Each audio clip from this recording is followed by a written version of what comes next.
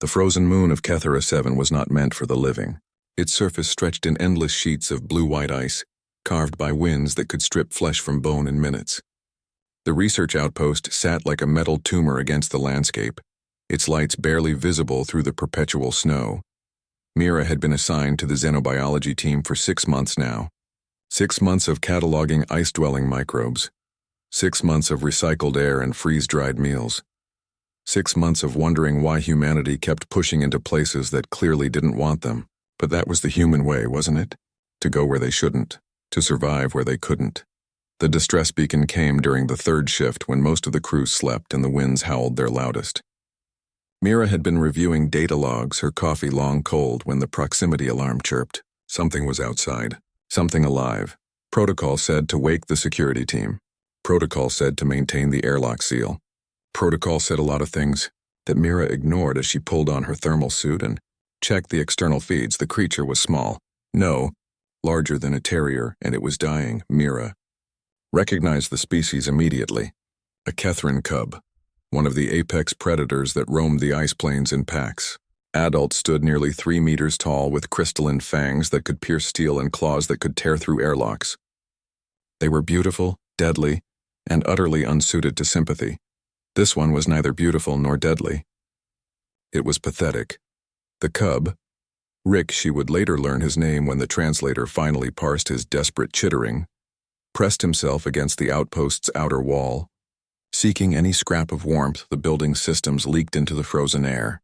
His fur, which should have been thick and prismatic, hung in matted clumps. His breathing came in shallow gasps that created tiny clouds of vapor, each one smaller than the last. Mira's hand hovered over the airlock controls. Every piece of her training screamed at her to leave it. The Kethran were dangerous. Their adults had killed 3 researchers on Kethera 4. Their venom could paralyze a human in seconds. Their pack bonds meant that where there was one cub, adults would follow. But Mira was human, and humans were cursed with a particular kind of madness. She cycled the airlock. The cub didn't move when the outer door opened. He couldn't. Hypothermia had already set in, his limbs locked in place, his crystalline eyes beginning to frost over. Mira stepped into the screaming wind, felt it try to rip her away, and scooped the small predator into her arms. He weighed almost nothing. Starvation had hollowed him out. Inside, with the airlock sealed and the decontamination cycle running, Mira held the trembling creature against her chest. Rick's body was so cold it burned through her suit. His claws, tiny, sharp things that could still probably open her throat, flexed weakly against her arms. The decontamination lights washed over them both. Red to yellow to green. Mira carried Rick to the medical bay where the scanners immediately screamed warnings. Predator species. Venomous. Dangerous. Quarantine recommended. She muted them all. The MedPod's heaters hummed to life as Mira carefully placed Rick inside, adjusting the temperature gradient so his frozen body wouldn't go into shock. She'd read about hypothermia treatment for dozens of species. Humans had gotten very good at bringing things back from the edge of death. It was one of their few universal talents. Rick's eyes tracked her movements, wide and terrified. His species had no concept of mercy. In the wild, weakness meant death. Injury meant abandonment. The strong survived. The weak were left to the ice, but Mira wasn't Kethran. She unzipped her jacket without saying a word, pulling it open to expose the thermal underlayer beneath. Then, moving slowly so he could see every motion, she reached into the MedPod and lifted Rick out again. The cub's trembling intensified. His body tensed, preparing for what? Pain, death? Whatever his instincts told him came next. Instead, Mira tucked him against her chest, inside her jacket where her body heat could reach him directly. She zipped the jacket back up, leaving his small head visible near her collar, and sat down in the medical bay's chair. For a long moment, nothing happened. Rick's breathing remained shallow, his body rigid with fear and cold. Then gradually the trembling began to ease. Warmth seeped into his frozen limbs. The human's heartbeat, steady, strong, impossibly slow compared to his own, drummed against his side. Her hand came up to rest gently on his back, not restraining, just there, present, warm, alive.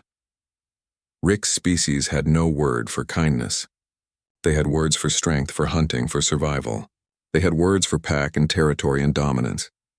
But this made no sense. He was prey. She was something else. Something that should have killed him or left him to die. Instead, she'd brought him into the warmth. Hours passed. The storm outside intensified, battering the outpost with renewed fury. Mira stayed in her chair, occasionally checking Rick's vitals on her datapad, adjusting the climate controls, making sure the small predator's body temperature rose at a safe, steady rate. She didn't think about protocols. She didn't think about the security reports she'd have to file, or the questions the mission commander would ask, or the possibility that a pack of angry adult Catherine might come looking for their missing cub. She just thought about the small, frightened creature pressed against her heart, and how humans had not conquered the galaxy through strength or technology or intelligence alone. They'd done it through the simple, stubborn insistence that something cold could be made warm, that something dying could be saved, that the universe's cruelty was not a law but a challenge. Rick's breathing deepened, steadied. His crystalline eyes drifted closed, and in a frozen outpost on a frozen moon where nothing should live, a human kept a predator cub warm and refused to let the ice win. Outside, the storm raged on.